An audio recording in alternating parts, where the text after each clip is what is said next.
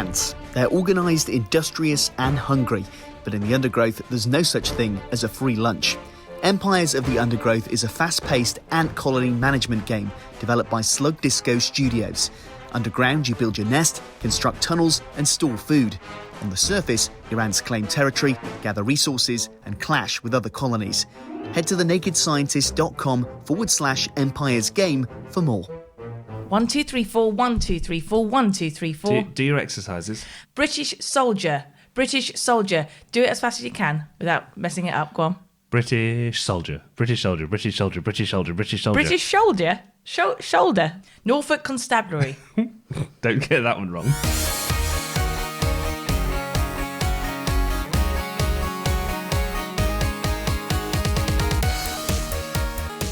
Hello.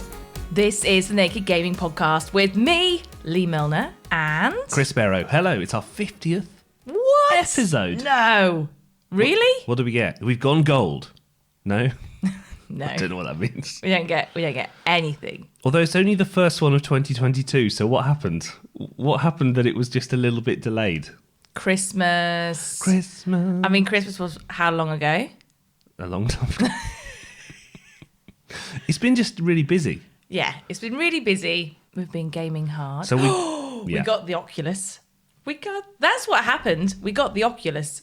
The Oculus Quest 2. Not even just the one, the 2. It's amazing. So there aren't really that many new games out. So we're going to review that this episode. Mm-hmm. But we're going to do the classic retro revival and stuff like that as well. And Simulator of the Month with Alex Rhodes. Ooh. Who's decided to become a mechanic, just in case journalism and radio doesn't quite work out. I'm the kind of guy who struggles with changing his oil, let alone a tyre. And if you're like me and you're absolutely sick of seeing Wordle on Twitter, Yeah. I'm sick of it, Chris. Here's my squares. I got the Wordle I game don't care. today. I don't care. I don't care about that, or your fluffy dog, or what you've had for tea. I don't care. Anyway, we'll be talking about Wordle and why it's so popular. And is it even a video game? If you're listening, then make sure you subscribe. You can find us on Twitter. We're at Naked Gaming Pod. Just don't tweet us your Wordle scores. No, they will be blocked.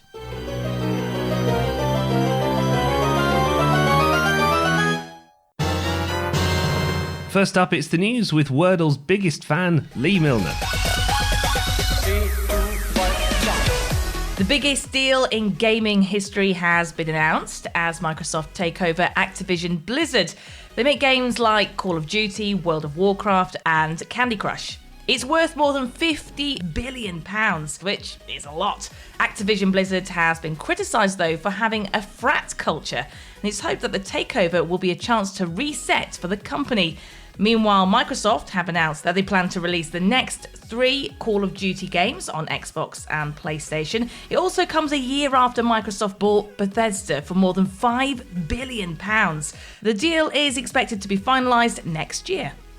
Legendary American football coach and commentator John Madden has died at the age of 85. He was the face and name of Madden NFL Football, one of the most successful sports video games ever. Valve's handheld console, the Steam Deck, is releasing on the 25th of February. It's a handheld gaming PC that should allow you to play all the games from your Steam library. The idea is to allow people to play PC games without having to buy an expensive gaming computer. However, if you haven't ordered it already, you probably won't be getting one until the second half of the year. Not quite full steam ahead then. And the Oculus Quest has just changed its name to MetaQuest. But their logo is still a big O. Oh dear. Thank you, Lee. So that was breaking news for the recording of this podcast. Literally hot off the press. Just in the time where we said we got the Oculus Quest and then it was time for the news, in that time, they've changed the name of the Oculus Quest. And I added the joke. I was very pleased with that. You happy with that? You happy with yourself? I'm done. I'm done now. Stop kidding around. Snake? We'll come on to our review of the Oculus Quest 2, the VR headset, but before that, one game is taking the internet by storm, and you're a big fan of this game, aren't you? No. Wordle. No. Do you know how Wordle... Have you even played it? You don't think you've even played Wordle? No, I have. Have you actually? Yeah. Right. I gave it a go So once. if you've never heard of this online game, I struggle to call it that, you get 6 guesses to try and identify a word. So, for example, all the words are 5 letters. So let's say you guess naked, and then if the N is in the right place, it will turn green, whereas if the A is the right letter but the wrong place, it's yellow. It's like Scrabble mixed with Countdown. If you don't get it in 6, you lose. If you do, which everybody does because it's not that difficult, you get it all green and everyone goes hooray. And then they post it on Twitter. Our friend, Dr. Chris Headland, has just started a new job, Head of Game Design Technology at Staffordshire University. Woo! That's a real round of applause there. Yeah. Well, we spoke about this and I asked, is it even a video game, first of all? Yeah, I mean, I'll probably class anything as, if you're playing it on a computer, it's a video game. There's loads of different classes of video games, mobile games, puzzle games, different formats of video game. But yeah, I would say it's an online video game. It's obviously grown massively in popularity in the last month or so. Why do you think that is? Because it's the sort of game which you can't play for very long. So there's a few things that make a puzzle game successful. On this occasion, it is just difficult enough. That's something that you want. You want something that feels challenging, so that sense of accomplishment, but not so challenging that you can't achieve it. It has this kind of nostalgic quality as well. As you play it, you're kind of taken back to the games that we used to play, sat around the table. Things like Scrabble and so on. And that's the other side. It's incredibly intuitive. You don't really need to learn the game. You can just start playing. There's no complicated rules. You don't need to understand the different key combos as you do with some games. There's no barrier to entry, so you can just jump online and play. I think it's sort of the game that 2022 needs. It's a good reminder to just take 3 minutes away from your computer. A lot of people are working from home. It's, eating their lunch at their desk and things like that. And it's just a good reminder just to take 3 minutes just to do something else. Despite being a single player game that you play yourself, it has this social element. You're sharing it online and you're comparing your Wordle patterns with your friends and things like that. So it still has this really nice social element to it. I would say that one of the things that reminds me to play is the daily tweets that people are putting out that say, I managed to get today's Wordle in 3 guesses, or it was a difficult one today, I got it in 6. I think that there's a huge amount of sort of free advertising that they're getting online as well from people tweeting out and posting their results. Yeah, no, absolutely. I mean, it's something that makes these kind of indie games really successful. It's the right person tweeting it at the right time.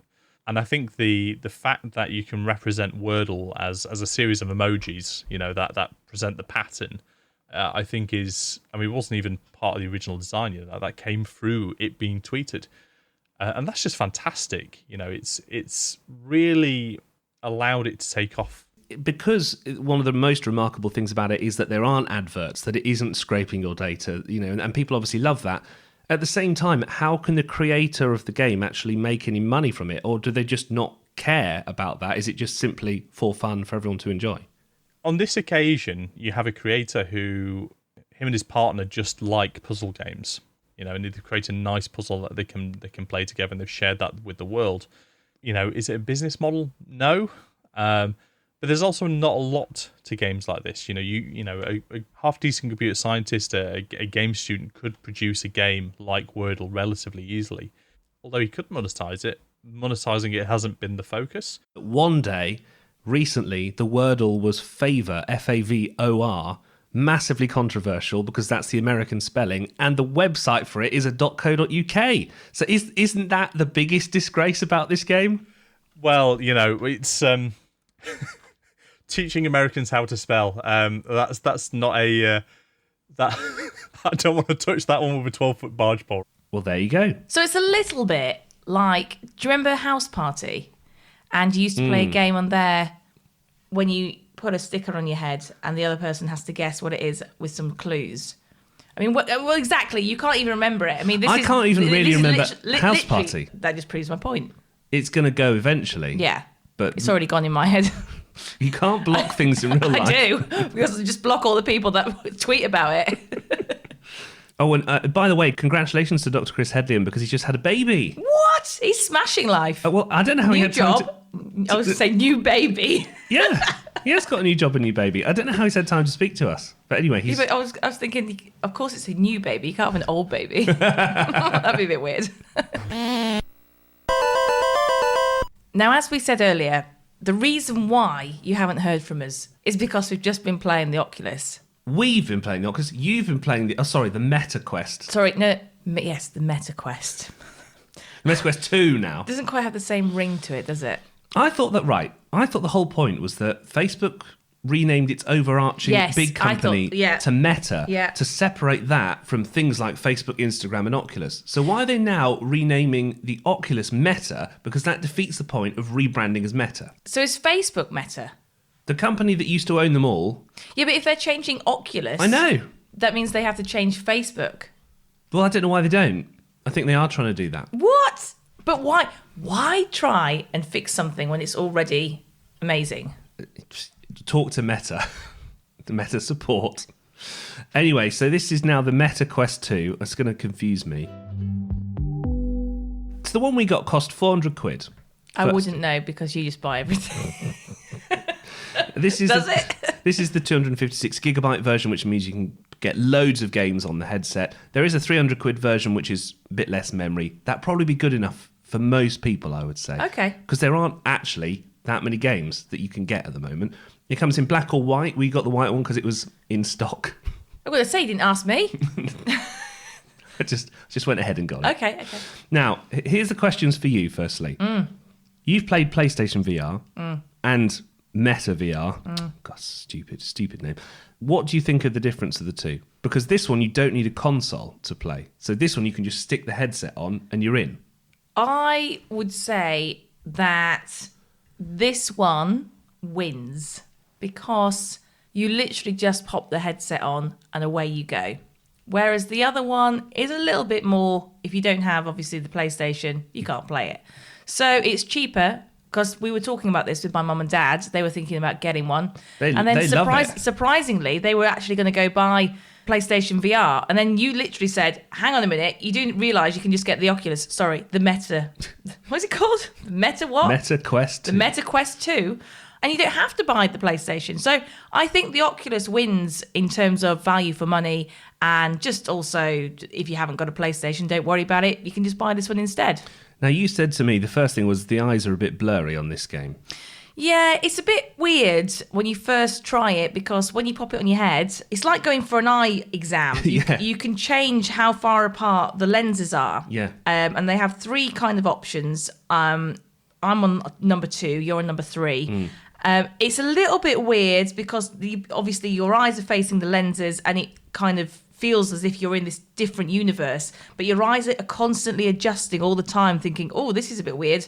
It is, how far away are things? But as you play it, you get used to it and that goes away. Now, the games, that's the most important thing. Like, yeah, okay, the tech specs, it's more HD resolution when you put it on. Whatever. How good are the games? Well, so we've played so far Beat Saber, which is the #1 downloaded game. Everybody seems to love Beat Saber. Pistol Whip, Jurassic World Aftermath, Walking Dead, Saints and Sinners, Mini Golf, Tennis. So those are the games we've played. Yeah. Start with Beat Saber.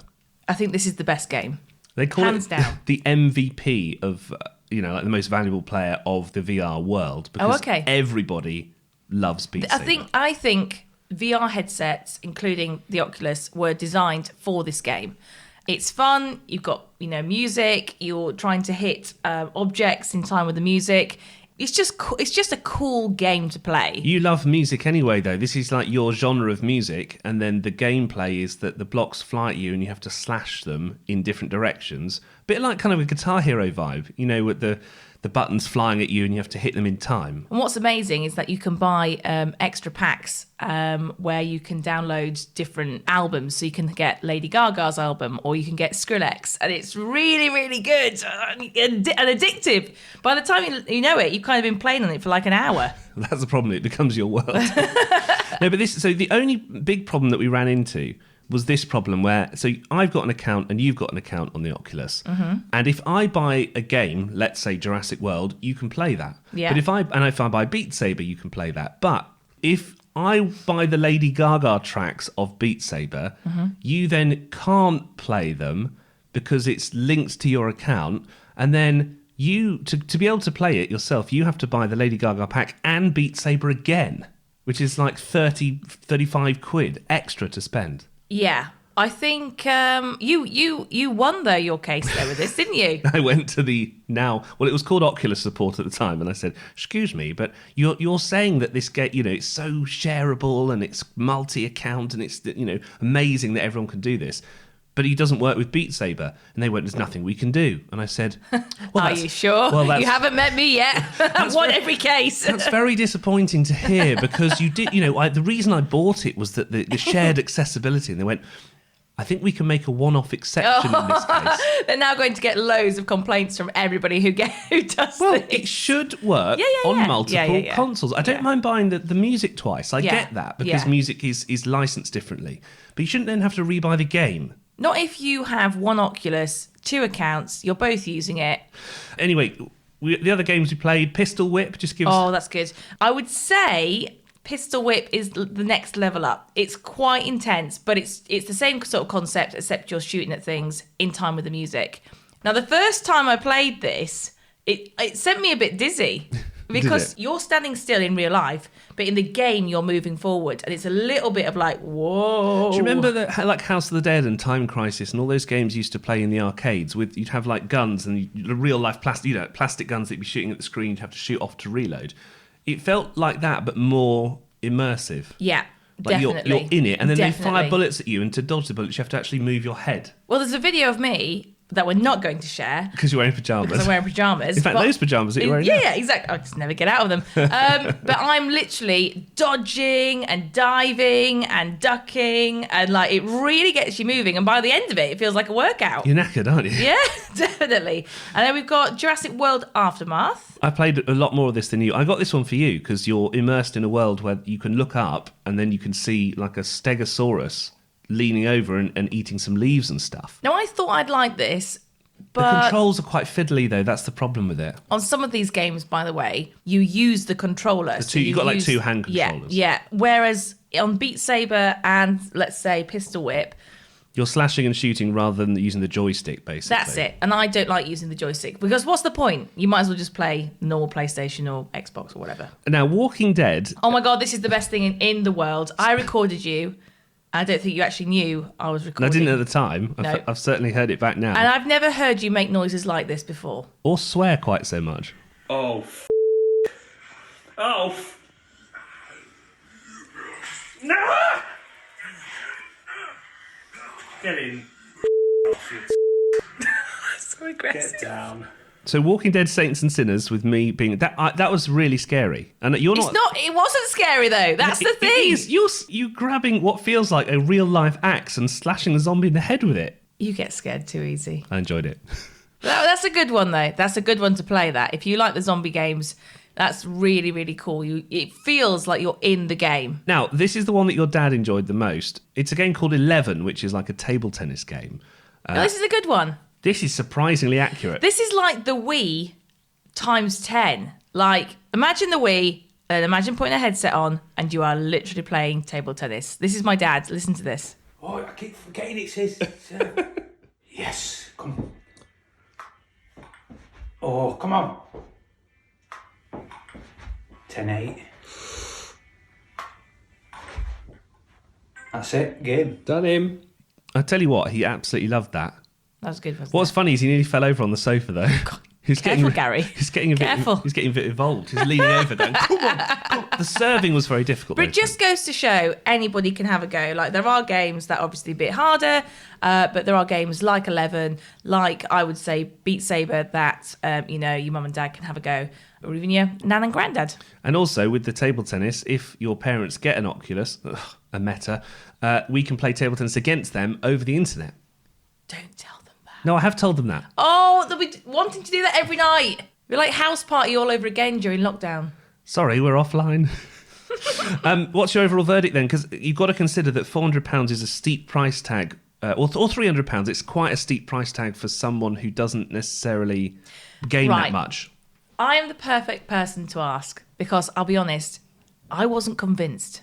Right at the beginning, when you said, I want to get an Oculus, I was like, meh, all right. You said, "Oh, you can leave it till next month if you Leave want." it. Yeah, I wasn't too bothered. Now that I've had a go, it is worth every penny. It is absolutely mind-blowing. And I know in like 10 years' time, it's going to feel like real life, which is scary. It is the future, though, isn't it?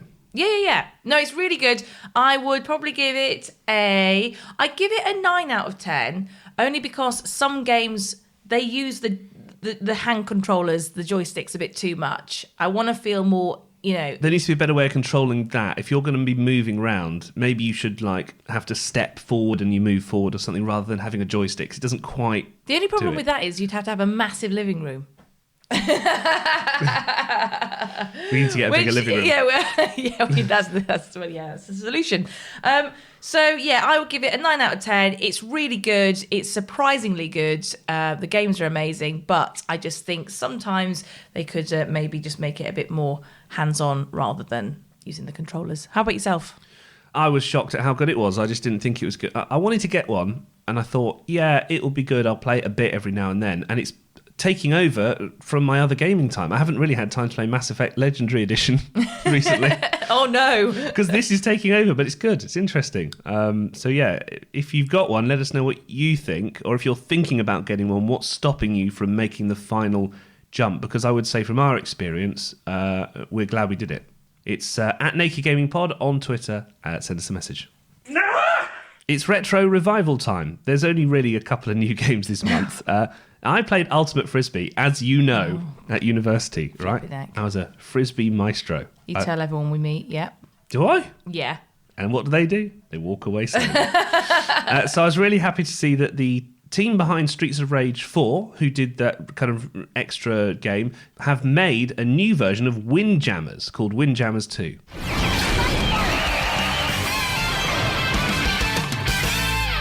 So, what exactly is Windjammers? If you didn't play the original, it's an old school game from 1994. It's a bit like Pong.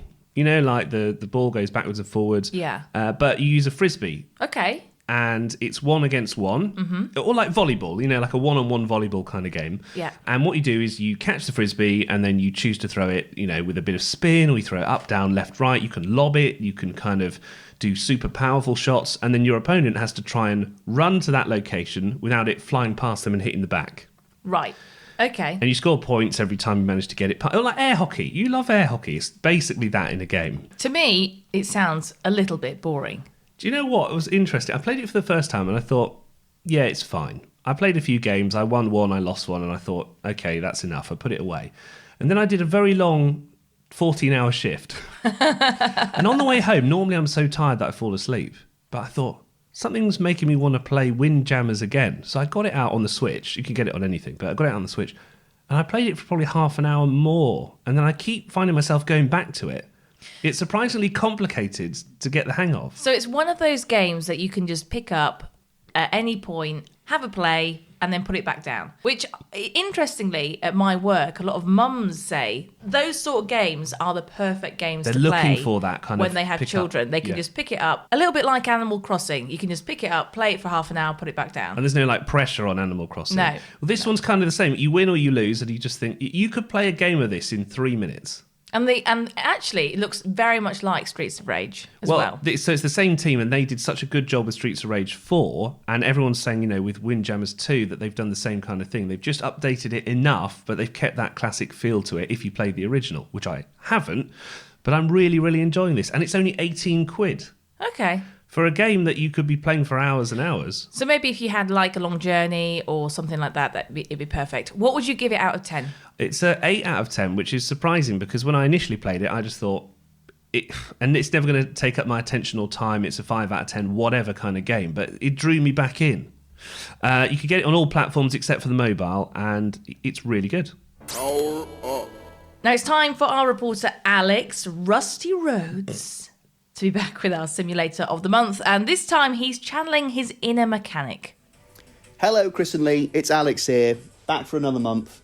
Now, this month, I'm playing a game where basically you buy something that's kind of run down, kind of looks like a piece of junk these days, we had really something going for it in the past, but it's been kind of, it's a bit dirty, maybe there's something kind of creepy living in the back of it, it needs a lot of work, but it's got potential.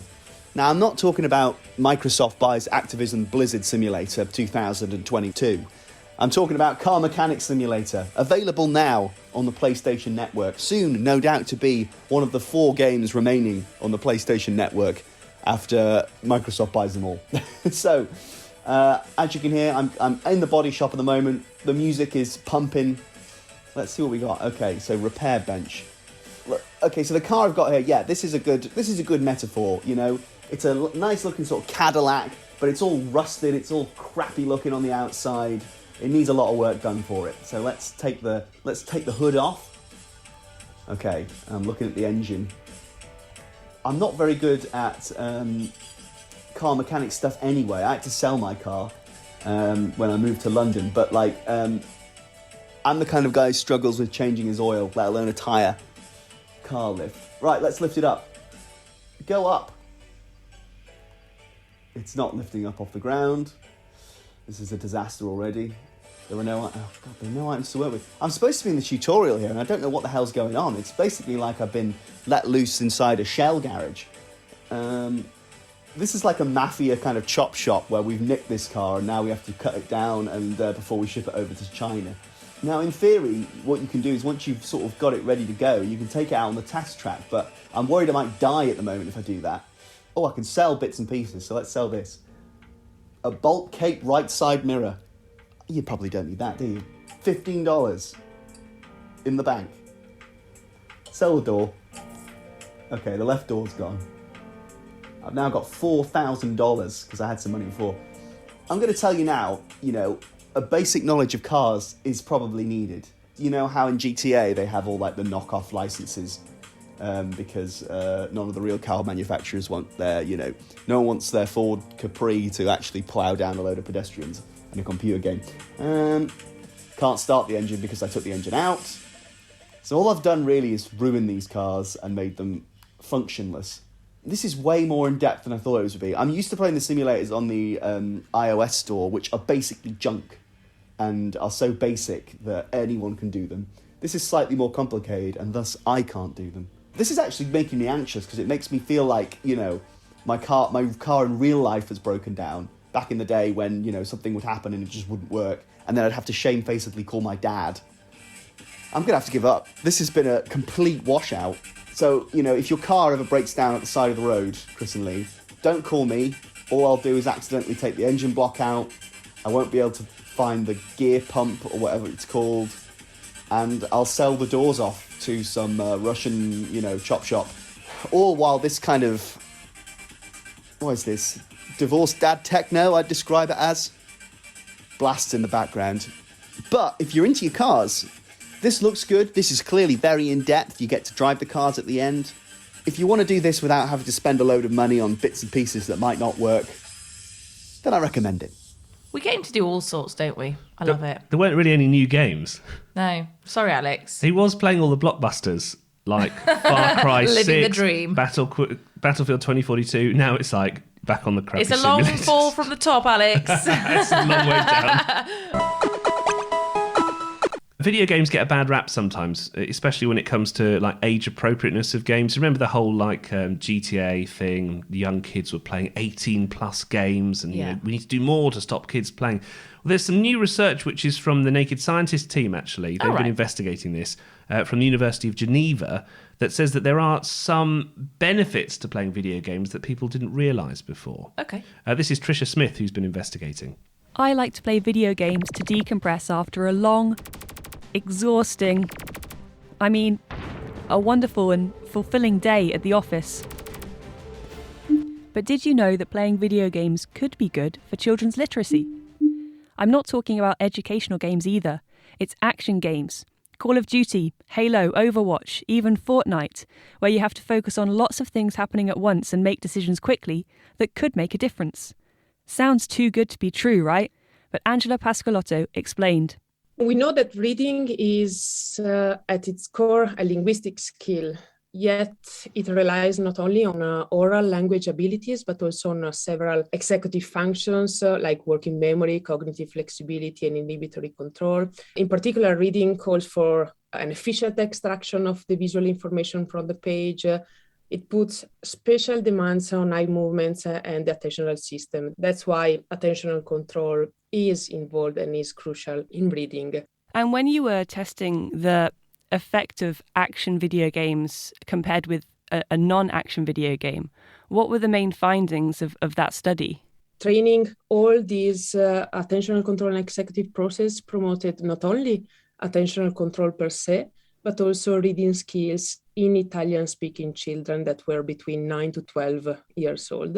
And what is interesting to notice is that these improvements were maintained 6 months later after the end of the training, and also influenced school grades in Italian at 18 months after the end of the training. So just by playing an action video game compared to playing a game that was not action, you're getting these improvements in reading skill? Exactly. Is that going to be the same for other languages?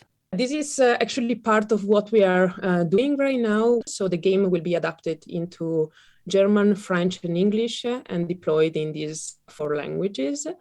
And the main aim is that we would like to understand how to alleviate the different roadblocks to literacy acquisition, because all these languages are very different in terms of orthographic characteristics. So the link between the sound of the language and the way in which it is written is very different between all these 4 languages.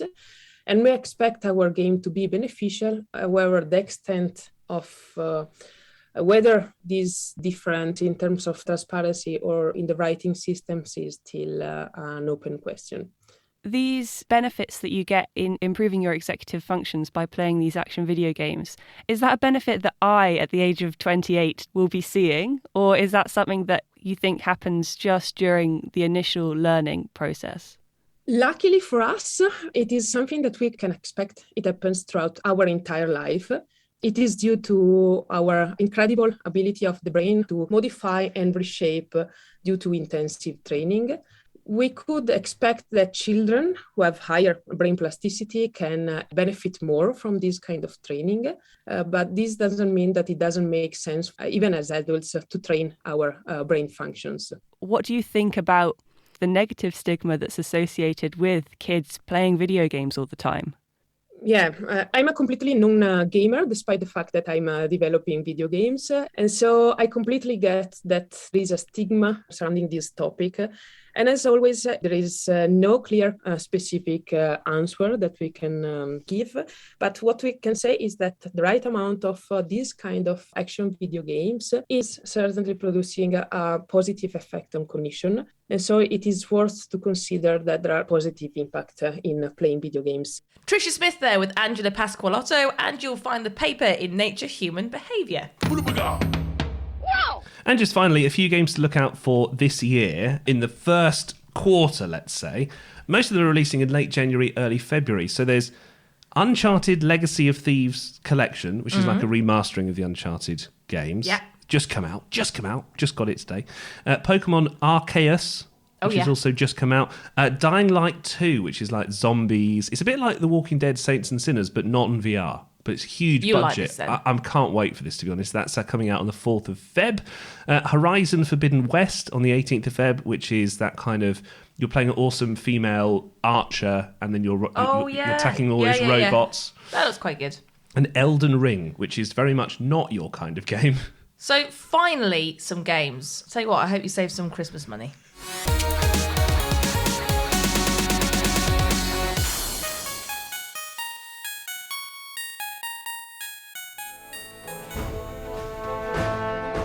Ants. They're organised, industrious and hungry, but in the undergrowth there's no such thing as a free lunch.